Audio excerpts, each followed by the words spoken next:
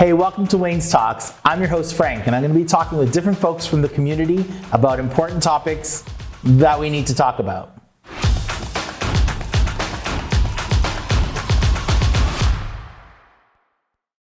Hi, my name is Joe. I'm the current Mr. International Rubber, and my pronouns are they, them, and he, him. So we're talking about gendered spaces, specifically men-only spaces within gay, queer, or fetish scenes or parties. Why is this an important topic for you? Yeah, I mean, I have a lot of friends in the community who aren't cis male identified. Even myself, I've kind of explored what my own identity is. I've seen my friends not feel like they have space within the community, and I've seen once we create more inclusive spaces, how it creates new experiences and better experiences for everyone.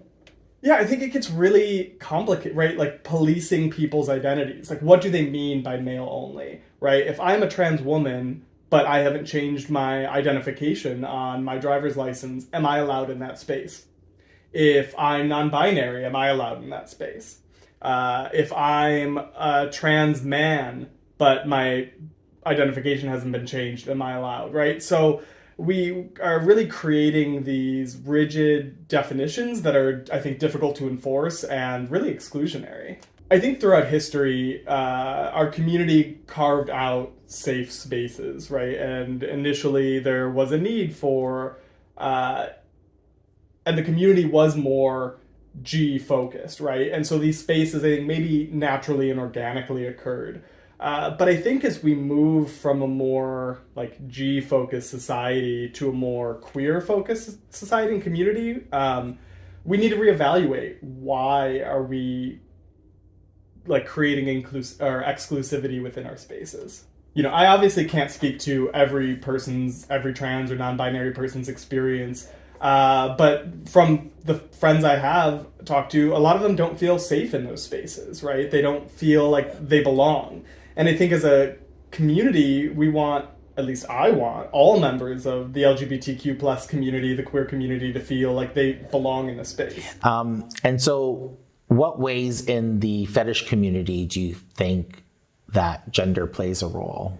Well, I think even our language, right? The terms that we use calling somebody who's a dom sir and somebody who's a sub boy. And I do know plenty of people that use sir in like the Star Wars way, where everyone's a sir if they're an authority figure, and that works for some people. Other people have tried to find new terms to signify dominance without being gendered. But I think there's this assumption that to be dominant, you have to be masculine, and to be masculine, you have to be male. And those things couldn't be further from the truth. There are people I know who, have a very masculine and dominant energy, but are women or are trans, and people love to play with them because it's about the connection. And I think when you create gay-only spaces or cis-male-only spaces, you really are limiting yourselves to potential experiences. There's this person in Chicago who is a bisexual woman, and she is very involved in the rubber scene, in the bondage scene in general, and she is often in these more male-dominated spaces. And I think she's actually gotten people to reevaluate their thoughts on who's allowed in those spaces. Even she and some others were reasons why we renamed the Chicago Rubber Club from the Chicago Rubber Men, because these people said they didn't feel comfortable in these spaces.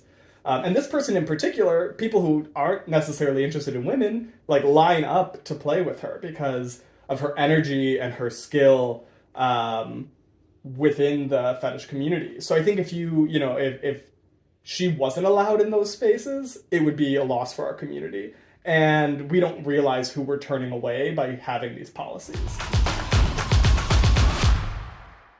What kind of solution would you offer to folks who are running these types of events that name them as men-only spaces?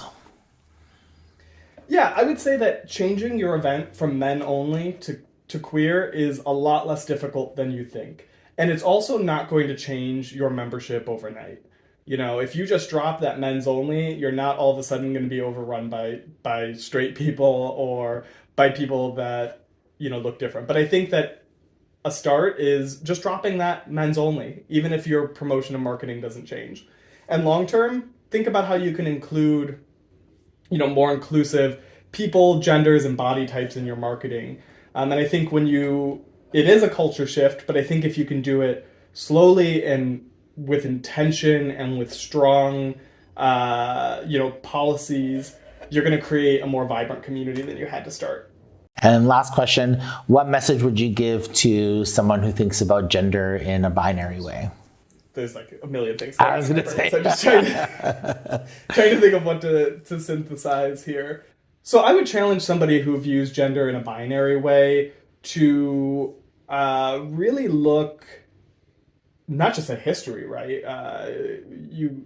Looking at gender in a binary way totally excludes indigenous populations, original tribes that have had multiple genders throughout history, right? This isn't a new concept, the idea that more than two genders exist. And even in, modern Western culture, the idea of what gender roles have shifted over time. So I would just encourage you to, maybe look throughout history and approach people that you meet with an open mind. And I think you'll find that the people you meet when you kind of open your mind it's going to be more rewarding and fulfilling experiences. I think that's great. Perfect. Thanks for watching. If you like what you see, like and subscribe. And if you want to join in the conversation, you can message us on Instagram, Twitter, or Facebook. You can find the links below. Talk to you next time.